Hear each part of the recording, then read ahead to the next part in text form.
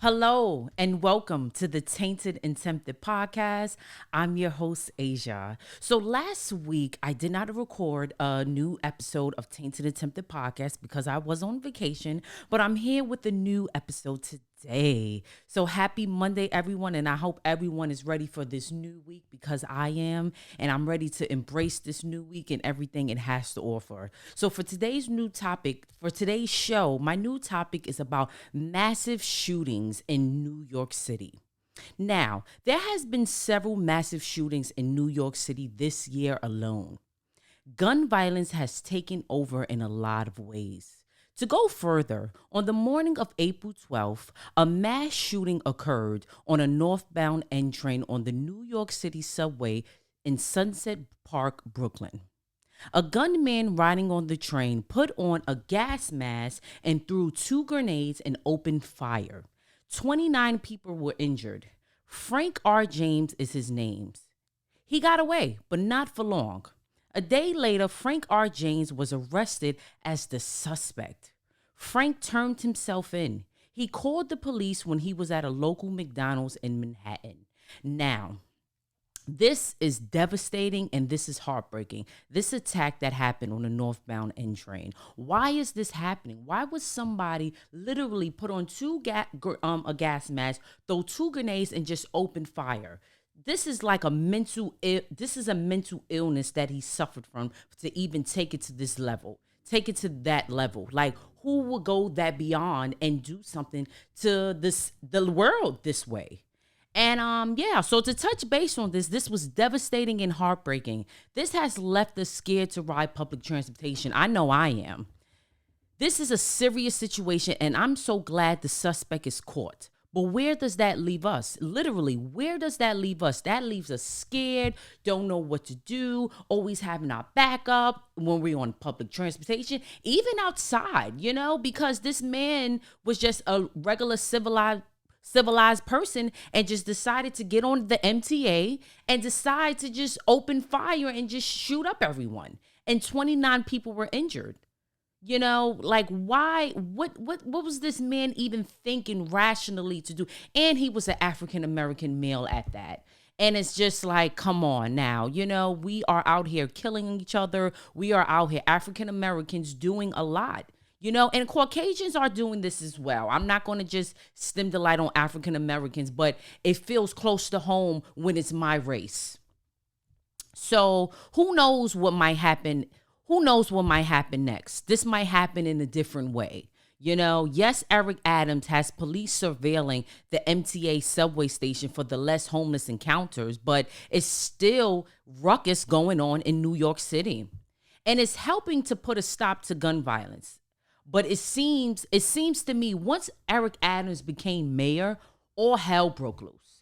Everyone is just attack after attack after attack after attack. It's just like, wow, but this is what comes with the course of being a mayor or being a president for a state, or this is what happens. This New York City is not easy to run. It's not an easy state to run. It's going to be a lot of protocols. It's going to be a lot of gun violence. It's going to be a lot of sex trafficking. I'm waiting for Mayor Eric Adams to start on that, because sex trafficking is real, and there's a lot of young girls going missing just like that. And nobody is talking about sex trafficking. It's like it's swept under the rug. And the more that is swept up under the rug, the more that is going to keep happening right under our noses. And we have to be mindful of that and really pay attention, because sex trafficking is real. It can happen to anybody. It could even happen to me at my age. They really just swipe you up. When you're not paying attention, they will get you. So, yeah. So another incident that happened on Monday, April 11th, around 7 p.m., an innocent woman walking down the street was shot and killed by a bullet in the Bronx on 188th Street and Grand Concourse in the Bronx. This was a 61-year-old woman named Juana Esperanza. Cops say she was shot in her back. This woman got caught up in two groups shooting at each other, and a stray bullet caught her in the back. This is such a sad and devastating story yet again. Yes, this is different from what I first explained with Frank, but this is similar to the same incident as gun violence. Where are people actually getting these guns legalized? Because it's not legalized to have guns in New York City. I'm just going to be frank with that. I don't know where people are getting these guns. I don't know where Frank got these grenades. I don't know who is out here to to just not to maliciously get us. This sounds like, now I'm gonna go back to the first incident because we said Frank had 2 grenades. Where did he get those grenades from? So it's somebody out here that just sold him some grenades. And the person that sold it to him needs to get put out too, because why are you even selling this to someone knowing their intent? Because what can you do with grenades but just blow something up or just set something on fire or steam something up? Come on now. The person wasn't in their right mind even making that sale. They was only thinking about their money and what they want to do with themselves. So now we have this 61-year-old woman that I just discussed, Juana Esperanza, that just got killed in a crossfire of 2 groups shooting because of what? A beef? Because of a beef? Someone didn't give you your money on time or whatever the case may be. Now look, whatever happened to fighting? You know, fighting is not a good thing to do either. But what happened to fighting? What happened to talking? What happened to resolving the issues, then getting into gun violence? Everybody wants to get a gun and blow somebody's head off. And that's the way to go, you know? And I mainly want to focus on my race, African Americans, because when you look on a television screen and watch a television show, what's the #1 TV show that's trending for the African American race right now? Power. And when you watch Power, what is that about? That's about selling drugs. That's about gun cases. That's about shooting. That's about, prostituting. That's about everything that's done in the ghetto. That's what that show is about. And that's the #1 show trending right now for the African American race. And what I have to say is some people are not strong-minded to watch this television show and realize this is just for fake. Some people watch these television shows and think it's reality and they go into it, just like another TV show that's out called BMF. I don't watch it, but I heard of it. And it's just about, young guys coming up in the game, the drug game, turning in the wrong direction and getting caught up and living that life on the streets. It's just a typical show that I already know what's it about because everybody out here is doing it. So when it comes down to my race, our lifestyles are not fixed. Our lifestyles are ghetto. Our lifestyles are in the streets. Our lifestyles are guns. This is what we are equipped to. So a lot of people don't want to go above and beyond. They don't. And I noticed that with my race. We are quick to go to what's bad for us, what's negative for us, because this is the way we're being portrayed. So we feel the need to always do that. And that is not the way to go. That is not the way to go. You can't always think that way, but this is what we do. So just to go to show, this woman got killed in a crossfire because this is what we do. We get mad, we get guns, we want to shoot, and this is in broad daylight. This is in broad day. You shooting on the street. It's people walking down the block. It's 7 p.m. What got you so mad to just shoot up like this? You're not thinking about no kids walking past, coming home from after school, anything in that nature. You're just aimed to just shoot everybody. And this is what is happening. So now gun violence, will it ever stop? Innocent people are dying left to right. It's another act of senseless violence on the streets of the city. Now, the first incident I explained, Frank was mentally ill. You can tell this man was mentally ill. For someone to pull a scheme like this off and then tip the police your location a day later is insane. Gun murders have been going on for a while now, and it's just increasing in my eyes. Guns are illegal to have in New York City, but shootings are happening. People are dying. When are we going to wake up? When are we going to realize that gun violence is not the way to end anything? If anything, just fight. Even fighting is not the right way, but I was grown up on fighting. If you have a problem, if something, let's take it to the streets, let's fight it out, let's battle it out, and that's it. Let's talk it out. Let's just talk. Let's just talk amongst each other as adults and get it resolved. But it's not happening this way, and I'm just so sad and devastated for the killings that have happened this year alone, and it's only April. And this is the fourth month of the year, and already it's so many killings that I could just name, and back to my race, African Americans. It's not easy for us. It's not easy for us to get jobs. It's not easy for us to get housing, and it's not easy for us to be liked. Once we walk in a room with, a diversity of races, we're just eyed at and we're just looked at as a threat because of all the gun violence and the drug game and everything that we're accustomed to. Even the music, the media that we have, the musicians that we have are not good for our mental health and our mental society, and we are equipped to that, and this is what we listen to. So we don't have go-getters. We don't have positive insights. We don't have people to show us the ups and downs about this world. We're out here doing it on our own, and that's one thing. I can use myself as an example. Everything wasn't great for me growing up. Some things I had to learn on my own and I had to do for myself, but I didn't turn to negativity 100% and decide to get in the drug game or get a gun and be that gangster or be that big person because of that. I decided to be different, and I decided to be the person that I was born to be.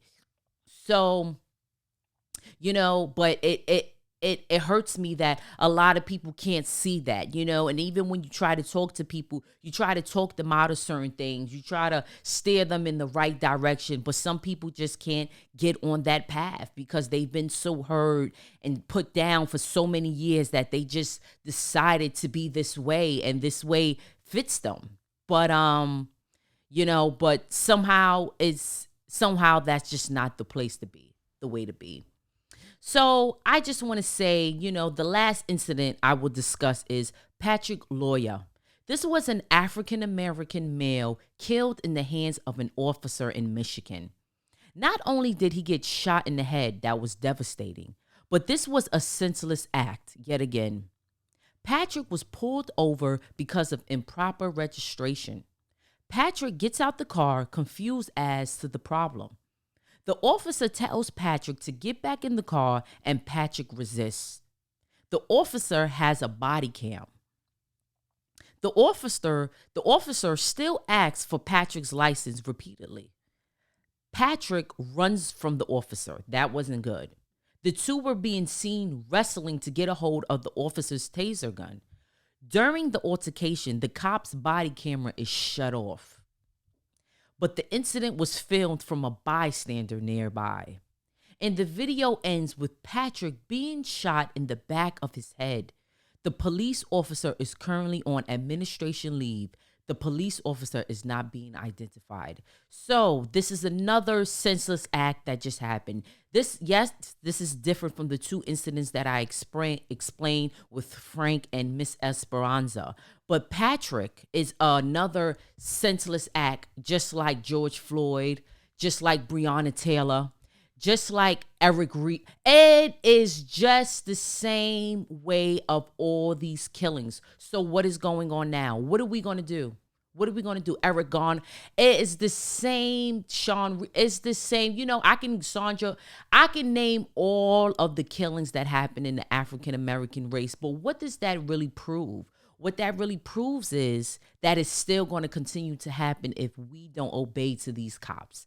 And what I'm saying is, what this is, we have to, because we already know what the protocol is when these cops pull us over for an improper registration license. I'm just being frank. And, Patrick didn't have anything wrong. They're going to pull something out of the hat to say that he did have something wrong. But what I'm saying is that the time when he got pulled over, he didn't have anything wrong. The officer just wanted to see Patrick's license and registration. And that was the time for Patrick to just obey and hand over his right license, his registration, and that was it. Not get out the car and ask questions and be confused and then just run off. I understand that was he was scared, he didn't know what to do, and he felt like he was caught up in something because this is how it happens. But I wish he would have just reacted in a better way and just stayed in the car and just gave over his license and registration. And that was another thing. He got out the car and he stood in front of the officer and started, his confusion, and that just led off in a bad way too. So oh man, I'm just taking a deep breath because this is sad, and this happened in Michigan, and I can just only imagine the family and everyone that's devastated to this killing. And I'm happy that a bystander was able to catch the video as well, catch the surveillance as well, because of the cop. His body cam is turned off. I don't know how that happened, but it happened. So I want to end this episode on a good note. Now, moving over to Judge Ketanji Brown Jackson. She will be the first Black woman and the first public defender to serve as justice.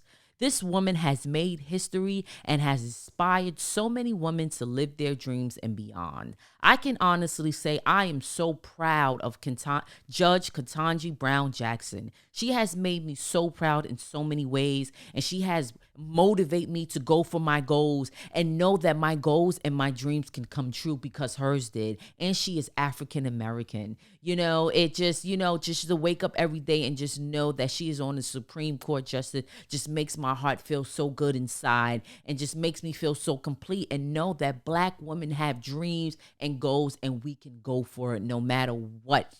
And I know that she had to face so many obstacles, so many negative people trying to break her down, but did she let that stop her? No, she didn't. And that goes to show for me too. I had the same thing, and everybody in life faces these obstacles. And as long as you stay strong and powerful and know that you have a dream inside of you and know that you have a vision, you will go far. Yes, yes, yes. So thank you everyone for tuning into my new episode of Tainted and Tempted podcast. Yet again, I just want to explain, you can follow me on all social media platforms. My Instagram is Tainted and Tempted _TV. My business page on Facebook, which will be Tainted 2_Tempted podcast. And my YouTube, as you all know, is the Tainted and Tempted podcast. Yes, yes, yes. So follow me on all social media platforms. And every Monday at 1 p.m. Eastern Standard Time, you will catch a new episode of the Tainted and Tempted podcast. Have a great week, everyone. Bye-bye.